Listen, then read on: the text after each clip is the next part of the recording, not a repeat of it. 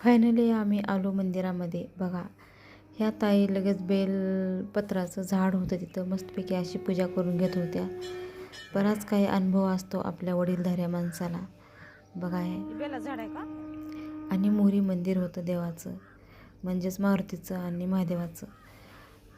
ते पहा, बघा हे मंदिर खूप छान रम्य वातावरण होतं. बघा हे अशा पद्धतीत कोणी महादेवाची मध्ये पूजा करत होते, तर कोणी नंदीची. अशा प्रकारे मी आले इथं. बघा हे मला पण खूप छान वाटत होतं.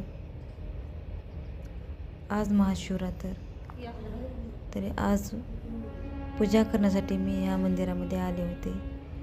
मी धन्य झाले यांचं दर्शन घेऊन. मनाला अगदी प्रसन्न वाटत होतं. बघा ही पूजा खूप सुंदर अशी मनमोहक त्यांची पिंड होती.